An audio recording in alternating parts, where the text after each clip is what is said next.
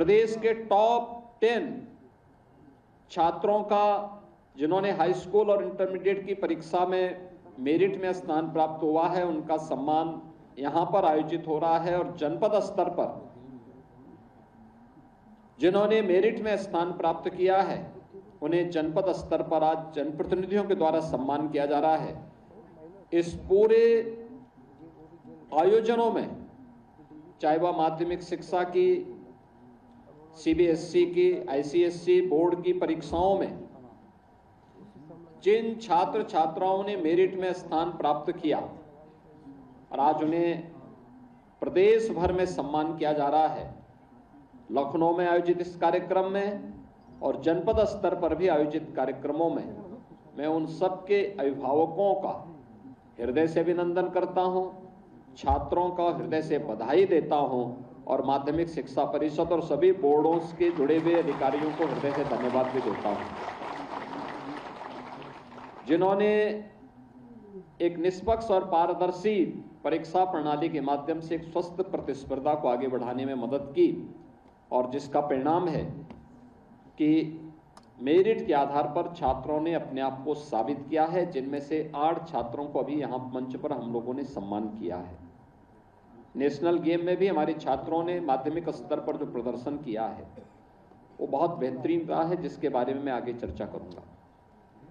मुख्य रूप से बोर्ड की परीक्षा में उत्तर प्रदेश माध्यमिक शिक्षा बोर्ड, और ये परिणाम बड़े चौंकाने वाले हैं।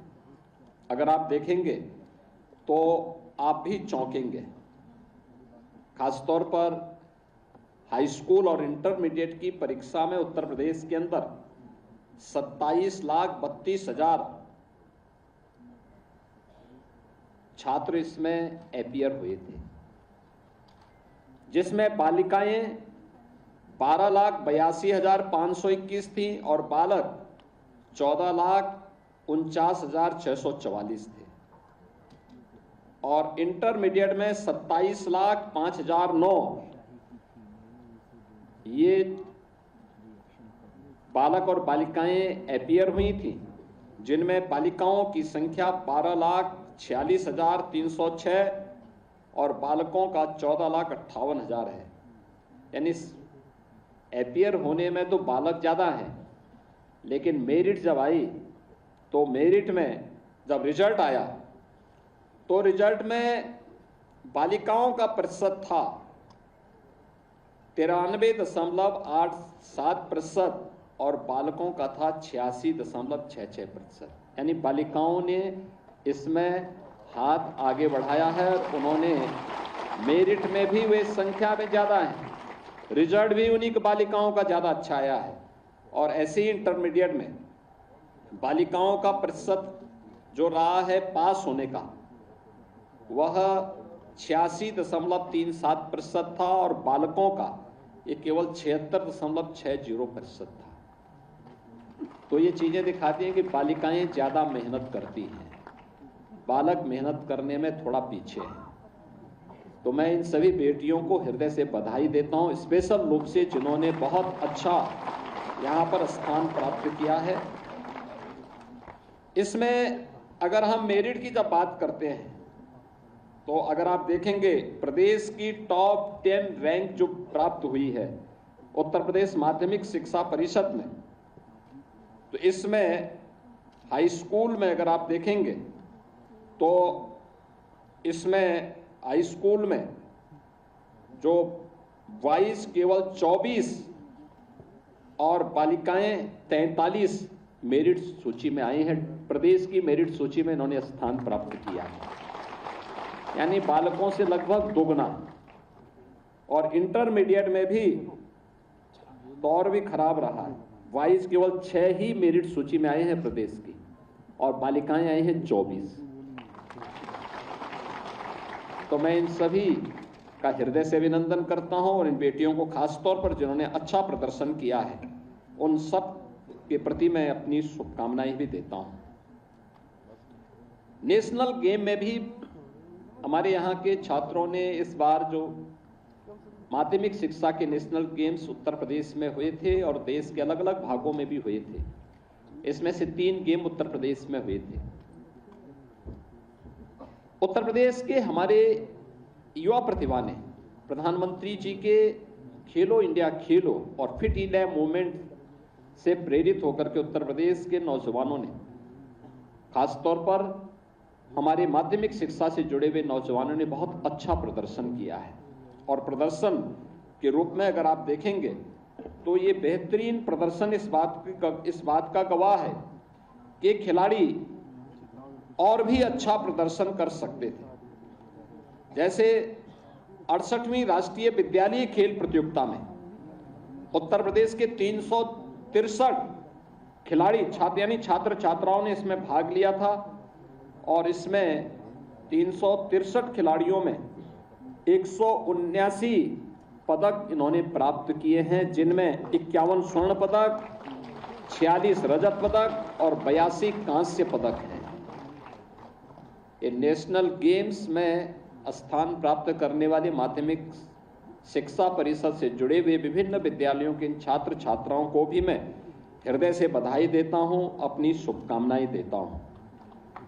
मेरिट सूची में जिन छात्र छात्राओं ने स्थान अभी प्राप्त किया है, हमारे वित्त मंत्री जी अभी उसके बारे में यहाँ पे उल्लेख कर रहे थे, और माध्यमिक शिक्षा की हमारी मंत्री गुलाब देवी जी एक एक्सीडेंट की शिकार हो गई थी, जिसके कारण वह संबल से बाहर निकल नहीं पा रही है, तो इसलिए वे वर्चुअली जुड़ी थी। उनका आशीर्वाद आपको वर्चुअली प्राप्त हुआ। लेकिन जिन छात्रों ने यहाँ पे मेरिट, प्रदेश की मेरिट में स्थान प्राप्त किया है, उन्हें 1 लाख रुपए नगद, एक टैबलेट, एक प्रशस्ति पत्र और मेडल उन्हें यहाँ पे अभी प्रदान किया गया है। 1 लाख रुपए, इस 1 लाख रुपए की कीमत समझिए। खन्ना जी से सब कुछ करा सकते हैं, लेकिन पैसा उनसे निकालना बहुत कठिन है, और इसीलिए उन्होंने सब बारे में चर्चा की, पैसे के बारे में चर्चा नहीं की। उनकी पैसे से संबंधित कविता को कभी आप सुनेंगे तो आपको पैसे के महत्व की जानकारी होगी।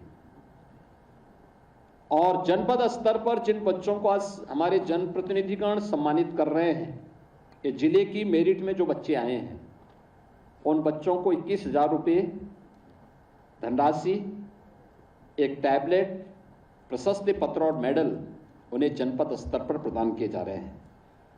ऐसे ही प्रदेश के अंदर जिन खिलाड़ियों ने नेशनल गेम्स में स्थान प्राप्त किया था, उन खिलाड़ियों को भी सम्मान देने का एक कार्यक्रम आज यहां पे किया गया है, जिसमें स्वर्ण पदक प्राप्त करने वाले खिलाड़ी को 75,000 रुपये, रजत पदक प्राप्त करने वाले खिलाड़ी को 50,000 रुपये और कांस्य पदक प्राप्त करने वाले खिलाड़ी को 30,000 रुपये हम प्रदेश सरकार की तरफ से अलग से उन्हें प्रदान कर रहे हैं। ये प्रोत्साहन है राज्य सरकार के द्वारा, और इसके लिए खन्ना जी को धन्यवाद दीजिए कि उनके जेब से पैसा किसी प्रकार से हम लोग निकाल पाए। टीम गेम्स में, जो टीम गेम्स थी, उसमें जिन छात्रों ने स्थान प्राप्त किया था, उन्हें स्वर्ण पदक पर 35,000 रुपये, रजत पदक पर 25,000 रुपये और कांस्य पदक पर 15,000 रुपये की ये राशि प्रोत्साहन स्वरूप उन्हें प्रदान करने का कार्य किया जा रहा है। इसमें भी हमारे छात्र छात्राओं ने अच्छा प्रदर्शन किया था, जिसमें स्वर्ण पदक प्राप्त करने वाले 51 जो छात्र हैं, इसमें जीतने वाले कुल हमारे 87 खिलाड़ी हैं, जो एकल गेम है और टीम गेम्स में जिन्होंने सामूहिक रूप से भाग लिया, और 51 स्वर्ण पदक उत्तर प्रदेश को इन्होंने उपलब्ध करवाया है। मैं इन सभी अपने होनहार माध्यमिक शिक्षा से जुड़े हुए छात्रों का हृदय से अभिनंदन करता हूं। पदक प्राप्त करने पर, प्रतिभाग करने और फिर उसमें पदक प्राप्त करने पर उन्हें हृदय से बधाई देता हूं। आज यहां पर अनेक कार्यक्रम हो रहे हैं, खासतौर पर उत्तर प्रदेश माध्यमिक शिक्षा परिषद और माध्यमिक संस्कृत शिक्षा निदेशालय के नए भवन की आधारशिला भी रखी गई है। आप सोचिए 2001 में माध्यमिक शिक्षा संस्कृत परिषद का गठन हुआ था, इसलिए 24 वर्षों में इसके पास अपना भवन नहीं था। आज एक नए भव्य भवन की आधारशिला रखी जा रही है और इस पर 42,42,20,000 रुपये खर्च होंगे।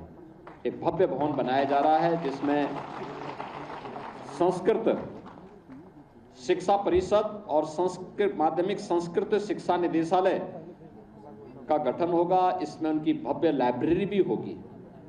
संस्कृत के यहाँ पर संस्कृत से जुड़ी हुई रोचक जानकारियां मिलेंगी, लाइब्रेरी भी होगी और भी अन्य तमाम प्रकार से प्रशिक्षण की सुविधा वहां पर हम लोग संभाषण आदि के कार्यक्रम को भी करेंगे।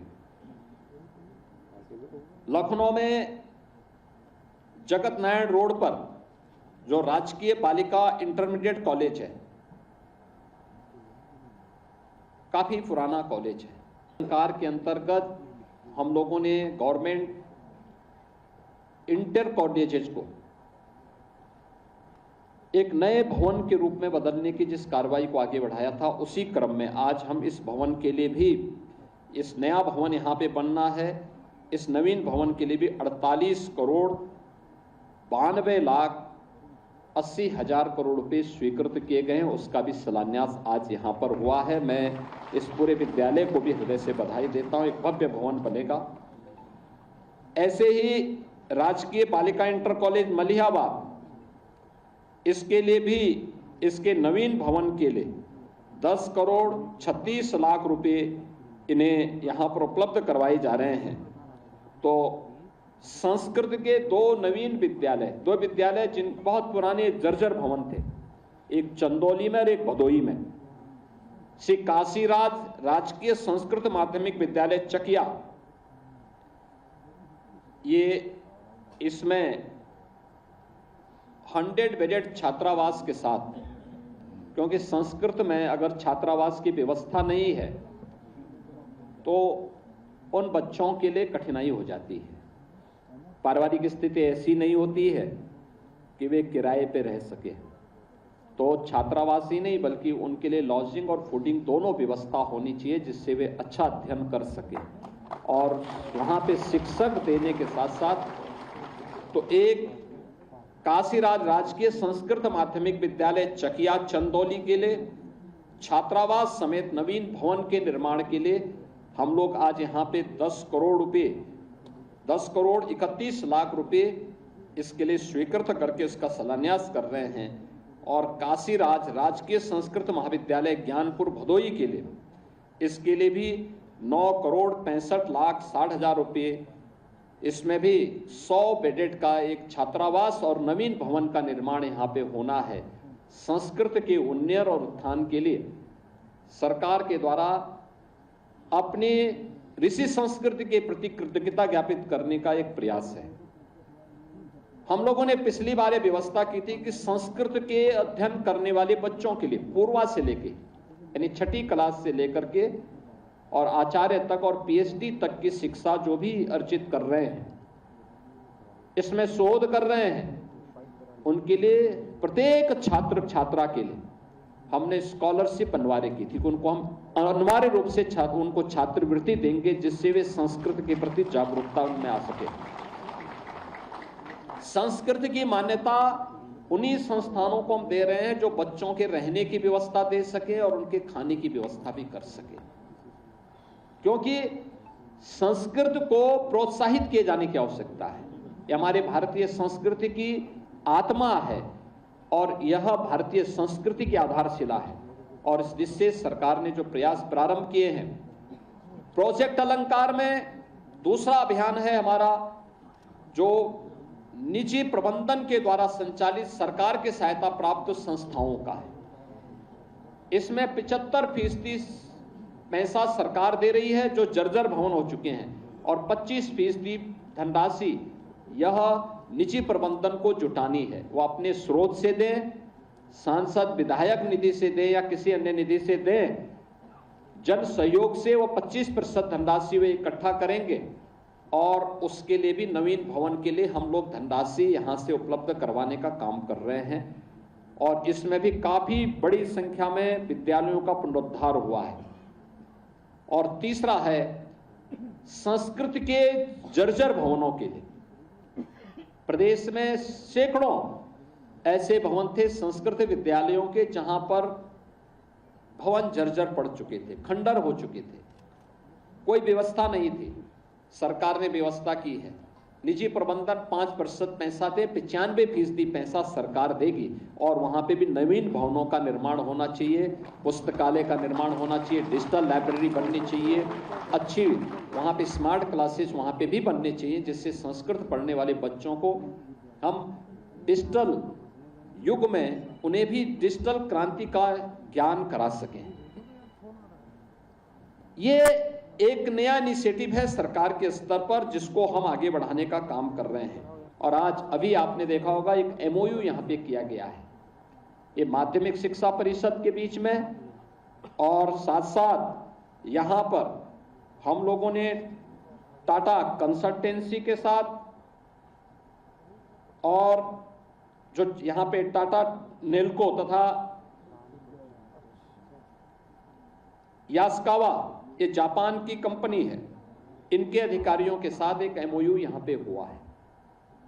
इस MOU के अंतर्गत माध्यमिक शिक्षा से जुड़े हुए जो विद्यालय हैं, पहले चरण में हम गवर्नमेंट इंटर कॉलेजेस को ले रहे हैं, यहां पे आधुनिक यानी शिक्षा के साथ साथ राष्ट्रीय शिक्षा नीति के अंतर्गत जो प्रधानमंत्री मोदी जी का विजन है कि हम परंपरागत शिक्षा के साथ साथ कुछ ऐसे स्किल डेवलपमेंट के कार्यक्रम को साथ साथ सीखें कि स्केल के साथ साथ स्किल हमें देखने को मिले। और इसमें खासतौर पर ड्रीम योजना के अंतर्गत design, robotics, electronics and additive manufacturing lab की स्थापना का कार्य इसमें होगा। लगभग 162 करोड़ 72 लाख रुपए की लागत से कार्यक्रम चलेगा, जिसमें समग्र शिक्षा द्वारा इसको 77 करोड़ रुपए की धनराशि वहन की जाएगी और इसमें ज्यादातर शेयर ये उद्योग समूह के द्वारा 162 करोड़ 72 लाख रुपए इस पे लगाए जाएंगे। यानी ये ज्यादा पैसा वे लोग लगाएंगे, उसका एक छोटा सा शेयर सरकार उपलब्ध करवाएगी और बच्चों को हम आधुनिक तकनीक के साथ उनके स्किल डेवलपमेंट में योगदान दे पाएंगे। ये model hub and spoke model पर होगा। हब एंड स्पोक मॉडल का मतलब एक संस्थान में एक कार्यक्रम, ये लैब स्थापित होगी, उससे 3 संस्थान जुड़ जाएंगे जो वहां से ऑनलाइन इस ट्रेनिंग को लेंगे या उनको वहां फिजिकली भी उपलब्ध कुछ इस सुविधा हम उपलब्ध करवाने का काम करेंगे। और मुझे लगता है कि मैं इसके लिए आपका टाटा नेल्को और यास्कावा के जो हमारे यहाँ पे अधिकारी गण आए हैं, इनको और माध्यमिक शिक्षा परिषद को इसके लिए मैं हृदय से धन्यवाद देता हूं कि इन्होंने उत्तर प्रदेश के नौजवानों को इस दिशा में आगे बढ़ने के लिए प्रेरणा दी है। यहाँ का नौजवान भी अपनी माध्यमिक शिक्षा स्तर पर ही उस स्तर का ज्ञान प्राप्त करेगा जो उसको बाद में तकनीकी शिक्षा के स्थलों में जानकारी भी कठिनाई से मिल पाती है। उसकी प्रारंभिक जानकारी और उसमें अपने आप ही ट्रेंड होकर के एक स्किल मैन पावर के रूप में अपने आप को स्थापित कर सकता है और वह छात्र आने वाले समय में प्रधानमंत्री मोदी जी के विकसित भारत अभियान का हिस्सा बनेगा। यह एक नया अभियान प्रारंभ किया गया है, एक नया अभिनव प्रयोग है। इस अभिनव प्रयोग के लिए भी मैं इन सभी संस्थाओं को हृदय से धन्यवाद देता हूं। पहले चरण में हमने गवर्नमेंट इंटर कॉलेजेस लिए हैं, सेकेंड फेज में इसके परिणाम को देख करके हम लोग प्रयास करेंगे कि माध्यमिक शिक्षा और स्ववित्त पोषित संस्थाओं को भी फिर हब एंड स्पोक मॉडल पर हम इसको जोड़ने का प्रयास करें। अभी हब एंड स्पोक मॉडल पे एक गवर्नमेंट इंटरमीडिएट कॉलेज को जिसमें लैब स्थापित होगी उसको 3 अन्य संस्थाओं को जोड़ना है। हमारा प्रयास होना चाहिए कि हम इसको एडेड कॉलेजेस के साथ और सेल्फ फाइनेंस कॉलेजेस के साथ भी अगर जोड़ें, क्योंकि वहां पे सोर्स ऑफ इनकम कम होगी। अगर उसको भी हम इन सुविधाओं से जोड़ने का कार्य करेंगे तो एक बेहतर रिजल्ट हम प्रदेश भर के छात्रों को दे पाएंगे, क्योंकि अकेले हमारे पास 56 से लेकर 60 लाख बच्चे इंटरमीडिएट की परीक्षा में अपीयर होते हैं। तो ये मान के चलिए कि हाई स्कूल और इंटरमीडिएट में इन छात्रों की संख्या, केवल हाई स्कूल और इंटरमीडिएट में ही अगर हम छात्रों की संख्या को देखेंगे तो लगभग यह 1 करोड़ 20 लाख के आसपास होती है। 1 करोड़ 20 लाख छात्रों को तकनीकी उन्नयन की दृष्टि से हब एंड स्पोक मॉडल को हम इसको विस्तार देने की आवश्यकता है। इसको हम पीपीपी मोड पर भी आगे बढ़ाने का काम कर सकते हैं, अन्य संस्थाओं को भी इसमें इन्वॉल्व कर सकते हैं, जिसको हम इसको एक बेहतरीन मॉडल और प्रधानमंत्री जी के विजन को जमीनी धरातल पर उतारने में सफल हो पाएंगे। यह एक अच्छा प्रयास आज यहां पर इस कार्य के माध्यम से हो रहा है। मैं ड्रीम प्रोजेक्ट के लिए, ड्रीम लैब के लिए आप सभी को हृदय से बधाई देता हूं। आज यहां पर जिन छात्रों को सम्मानित किया गया है, मुझे अच्छा लगा। पिछले 8 वर्ष में हम माध्यमिक शिक्षा की और उत्तर प्रदेश की स्कूली शिक्षा की तकदीर और तस्वीर को बदलने में सफल हुए हैं। याद करिए 2017 के पहले बेसिक एजुकेशन लगभग बंदी की ओर जा रहा था। लगातार छात्र संख्या में गिरावट आ रही थी, लगातार आ रही थी। माध्यमिक शिक्षा नकल का एक अड्डा बन गई थी। लोगों ने नकल के नाम पर एक धंधा प्रारंभ कर दिया था, एक नया व्यवसाय शुरू हो गया था नकल का। उत्तर प्रदेश में निवेशक नहीं आते थे क्योंकि कानून व्यवस्था खराब थी, लेकिन हां 2 नए बिजनेस उत्तर प्रदेश के अंदर पिछली सरकारों ने खोले थे। एक नकल के नाम पर बाहर से थोक के भाव में लोगों को लाते थे, नकल के अड्डे संचालित होते थे। केवल वो फॉर्म भर लेता था, बाकी छात्रों को परीक्षा देने के लिए नहीं आना होता था, उनके नाम पे कोई और परीक्षा दे देता था। रिजल्ट आता था और फिर अपना सर्टिफिकेट भी उसके घर तक पहुंचा देते थे और पैकेज एक तय हो जाता था। ये देश के भविष्य के साथ खिलवाड़ था। दूसरा यहां पे व्यवसाय होता था ट्रांसफर पोस्टिंग में, पैसे लेकर के ट्रांसफर पोस्टिंग भी एक उद्योग था। इसके नाम पर भी पैसे लिए जाते थे। ये डबल इंजन की भारतीय जनता पार्टी की सरकार ने इस दोनों प्रकार के अनाचार को रोक करके पारदर्शी और निष्पक्ष प्रणाली को प्रदेश के अंदर अपनाया। आज उसका परिणाम है। हम भी कह सकते हैं और आप भी कह सकते हैं कि हमने उस कालखंड में अपनी परीक्षा उत्तीर्ण की है जब नकल विहीन परीक्षा उत्तर प्रदेश के अंदर होती थी, नकल का नामो निशान नहीं था। आज सेंटर वही संस्था हो सकती है जिसके पास सीसीटीवी कैमरे होंगे, बाउंड्री वॉल होगी, इंफ्रास्ट्रक्चर होगा, फर्नीचर होंगे, वहीं पर सेंटर होगा, अन्यथा सेंटर नहीं हो सकते। दूसरा रिफॉर्म इसमें हुआ। रिफॉर्म किस रूप में हो सकते हैं? और रिफॉर्म दूसरा इसमें जो किया गया वह था कि परीक्षा 2 महीने 3 महीने नहीं चलेगी। परीक्षा 13-14 दिन मात्र के अंदर पूरी परीक्षा संपन्न हुई। 13-14 दिन के अंदर परीक्षा छात्रों को परेशान करने का माध्यम नहीं होनी चाहिए। परीक्षा छात्रों को प्रताड़ित करने का माध्यम नहीं होनी चाहिए, उनका आकलन करने का माध्यम होनी चाहिए। उसमें एक प्रतिस्पर्धा का भाव हो, चुनौतियों से जूझने की एक ललक हो, इस प्रकार का भाव होना चाहिए। और उस भाव को विकसित करने में ये कम दिनों की परीक्षा ने महत्वपूर्ण भूमिका का निर्वहन किया है। पहले पता लगता था 3 महीने परीक्षा चल रही है, 3 महीने परिणाम आने में लगते थे, 3 महीने प्रवेश करने में लगते थे, और बाकी बच गए 3 महीने, तो उसमें छुट्टियां भी तो होनी है। तो बाकी 3 महीने छुट्टी, तो पठन पाठन कब होता था? ये तो मुझे लगता है कि एमएलसी उमेश द्विवेदी ही बता सकते हैं। लेकिन ये भद्दा मजाक था देश की पीढ़ियों के साथ, और यही कारण था कि हमारा नौजवान पहचान के संकट से गुजर रहा था। आप कहीं जाते थे, आप सौभाग्यशाली हैं कि ऐसे समय में आप प्रदेश के अंदर अपने कैरियर को बना रहे हैं जब पहचान का संकट नहीं था। आपसे ठीक पहले वाली पीढ़ी के सामने संकट आया था। वो कहीं जाता था, उसको इंटरव्यू की लाइन से हटा दिया जाता था, नाम सुनकर के ही बाहर कर दिया जाता था, कह दिया जाता था कि नहीं साहब, नहीं आपके लिए नहीं।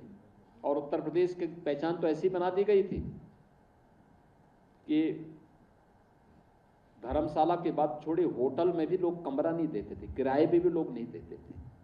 लेकिन आज ऐसा नहीं है। अब नया भारत का नया उत्तर प्रदेश है। ये बीमारू राज्य से भारत का ग्रोथ इंजन बन चुका है। हर एक क्षेत्र में 8 लाख से अधिक तो छात्रों को हम लोगों ने, अपने युवाओं को सरकारी नौकरी दी है पारदर्शी तरीके से। अभी 15 को, परसों 15 जून को 60,244 पुलिस कार्मिकों की नियुक्ति पत्र का कार्यक्रम प्रदेश के अंदर होने जा रहा है। केंद्रीय गृह मंत्री अमित शाह जी उस कार्यक्रम के मुख्य अतिथि के रूप में लखनऊ में ही आने वाले हैं। आप मुझे बताइए, 60,000 नौजवानों को एक साथ नियुक्ति पत्र मिलेगा और इसमें 60,000 में 12,000 से अधिक केवल बेटियां हैं। याद करिए, केवल 12,000 से अधिक बेटियां उसमें भर्ती हुई हैं। मैं जब 1947 से 2017 के बीच 70 वर्षों का आंकड़ा देखता हूं तो कुल 10,000 बेटियां भर्ती हुई थी, और यहां एक ही बार में 12,000 से अधिक बेटियां भर्ती हो गई हैं। ये परिणाम दिखाता है कि सरकार में करने की इच्छा शक्ति होनी चाहिए। और उसके लिए मैं बार बार कहता हूं कि परीक्षा छात्रों को परेशान करने की नियत से नहीं, उसके अंदर एक स्वस्थ प्रतिस्पर्धा का भाव पैदा करने का माध्यम होनी चाहिए, अपने आप को आंकलन करने का माध्यम होनी चाहिए, चुनौतियों से जूझने का एक जज्बा उसके अंदर पैदा करने का माध्यम होनी चाहिए। और इसके लिए प्रधानमंत्री जी के द्वारा लिखी गई पुस्तक एग्जाम वॉरियर्स बड़ी भूमिका का निर्वहन करता है। मैं कहता हूं आजकल छुट्टियां होंगी, आप लोग थोड़ा एग्जाम वॉरियर पढ़िए।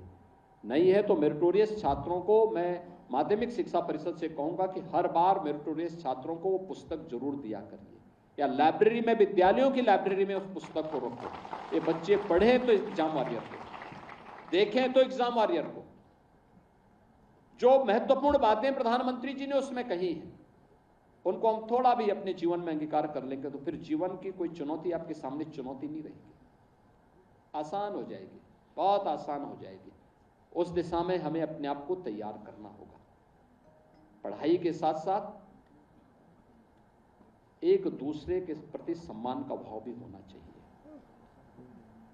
अपने से बड़ों बुजुर्गों का भी सम्मान का भाव होना चाहिए, माता पिता का भी सम्मान का भाव होना चाहिए, गुरुजनों के प्रति भी सम्मान का भाव होना चाहिए, समाज के प्रति अपनी जिम्मेदारियों का भाव भी होना चाहिए, और राष्ट्र के प्रति भी अपनी जवाबदेही का भाव हम सबके मन में होना चाहिए। राष्ट्रीय संपत्ति को नुकसान नहीं पहुंचाना चाहिए। ये मान के चलिए वह राजकीय संपत्ति या कोई सार्वजनिक संपत्ति किसी व्यक्ति की नहीं, समाज की संपत्ति है, समाज के कंट्रीब्यूशन से बनी हुई है, उसका नुकसान नहीं होना चाहिए। कोई नुकसान करता है तो उसको टोकिए, अगर कमजोर पड़ रहे हैं तो उसकी कंप्लेंट करिए कि फलाने व्यक्ति ने, उसका अब तो आज तो आपके पास मोबाइल फोन आ चुका है, स्मार्ट कीजिए और वायरल करिए उस व्यक्ति की जो सरकारी संपत्ति को नुकसान पहुंचाता है। बाकी उसके पोस्टर और उसकी वसूली का काम हम अपने आप करवा देंगे, क्योंकि संपत्ति बनाने में और उसको आगे बढ़ाने में मेहनत करनी पड़ती है। जब केंद्र और राज्य सरकार मिलकर के प्रयास करती है तब ये चीजें आगे बढ़ती हैं, अन्यथा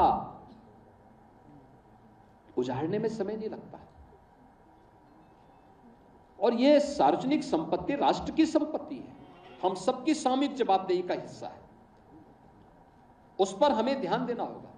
तो एक सामान्य शिक्षा को संस्कारों के साथ जोड़ना, शिक्षा को तकनीक के साथ जोड़ना, शिक्षा को स्पोर्ट्स के साथ जोड़ना, सर्वांगीण विकास का माध्यम शिक्षा होनी चाहिए। और राष्ट्रीय शिक्षा नीति इन्हीं सब बातों से प्रेरित होकर के 2020 में प्रधानमंत्री जी ने देश के अंदर लागू की थी। आज उसके बहुत अच्छे परिणाम सामने आने वाले हैं।